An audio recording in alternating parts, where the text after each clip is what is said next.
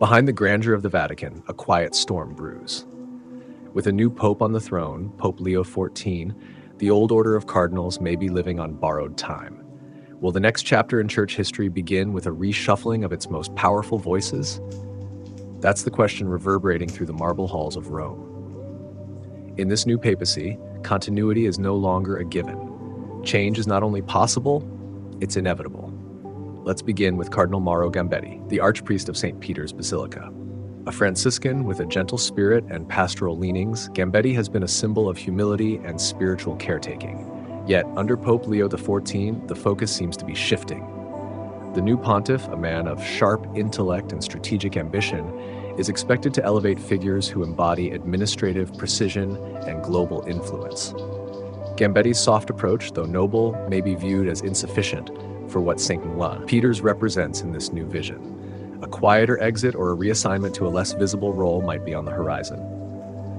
Then there's Cardinal Marcello Semeraro, prefect of the Dicastery for the Causes of Saints. His stewardship has been steady, perhaps too steady. In an era where the Church is trying to reassert moral authority and relevance, canonizations are not just about sainthood, they're about narrative. Pope Leo XIV, intent on connecting with a younger, more skeptical generation, might look for someone more media-savvy, more globally engaging, to elevate modern witnesses of faith. Semeraro's time may be drawing to a close. Cardinal Kevin Farrell, Camerlengo and prefect for the laity, family, and life, is a powerful figure on paper. But behind closed doors, criticism has grown regarding the pace and clarity of his leadership. Pope Leo, emphasizing a revitalized role for lay people, especially youth and women, could interpret Farrell's style as too bureaucratic and unresponsive. A change here could send a strong signal that the Church is no longer satisfied with status quo representation. It wants active partnership with the laity, and a new prefect could embody that transformation. As for Cardinal Arthur Roche, prefect of the Dicastery for Divine Worship and the Discipline of the Sacraments, his tenure has been marked by fierce debates around liturgical reform. Roche has upheld Pope Francis's centralizing vision, but his enforcement has drawn sharp criticism from traditionalist and moderate groups alike. Pope Leo XIV, seen as more theologically nuanced, might prefer a bridge builder, someone who respects Vatican II reforms but is willing to listen and adapt. Roche could be replaced with a voice that tempers authority with reconciliation.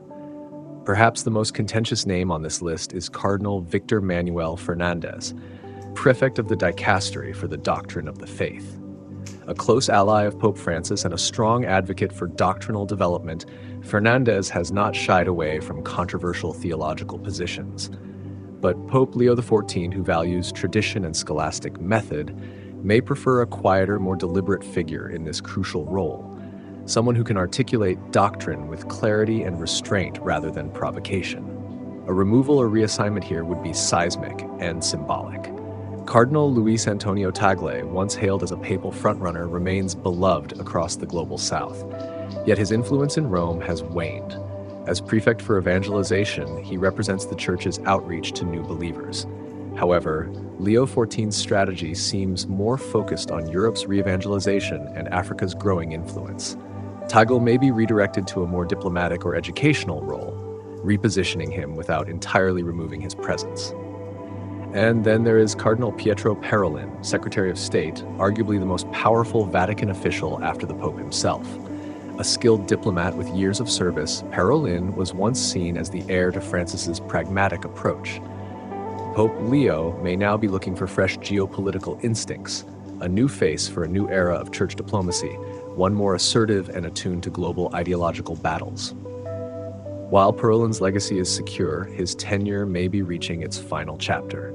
Change is in the air at the Vatican, and with Pope Leo XIV's bold vision, the reshuffling of power may be just beginning. The cardinals who defined the last era may soon give way to those who will shape the next. Who will rise? Who will fall? And what does it all mean for the future of the Catholic Church? Subscribe now to stay informed on the unfolding transformation in Rome and be part of the conversation that could shape the future of global faith.